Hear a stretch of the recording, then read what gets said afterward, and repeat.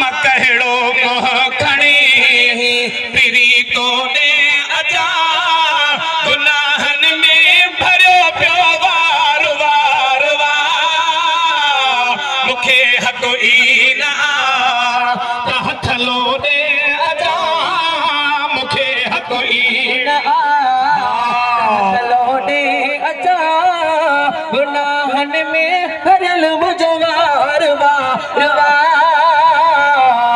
कहिड़ो मोह खणी पिरी तो दे तुझी मेहरबानी ॿियो रस्तो सुझे नथो मुखे पाण चहिड़ो ॾोही ॾिसण में अचे नथो साईं मुखे पाण चहिड़ो ॾोही ॾिसण में अचे निहारी गो पयो रोंदो वींदो मके पाक में लहंदो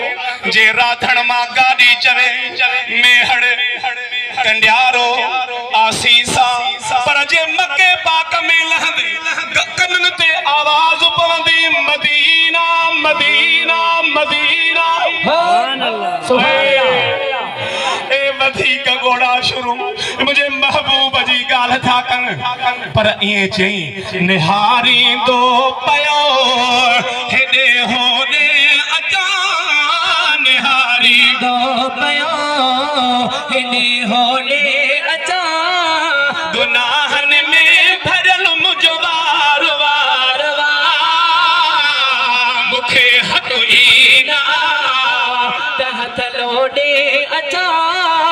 मुखे हथ ई न हथ लोॾे अचा गुनाहन में भरियल मुंहिंजो वार वार वार कहिड़ो मुंहुं खणी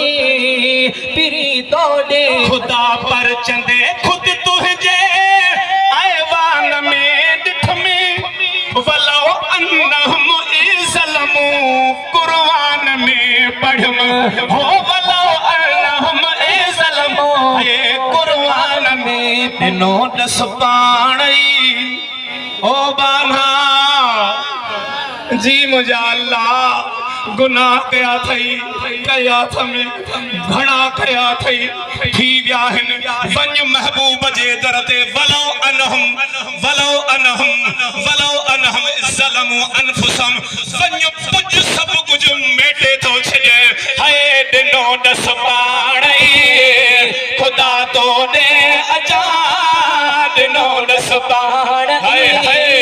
ख़ुदा तो ॾे अचा गुनाहन में भरियल मुंहिंजो वार वार वार कहिड़ो मुंहुं खणी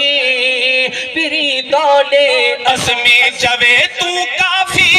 मुकम दर्जे वास्ते समर कोन ठाहियो वामू कबर जे वास्ते समर कोन ठाहियो आमो अगो तरजे हे बंदे बेकार रखे सहारो दे अचा बंदे बेकार खे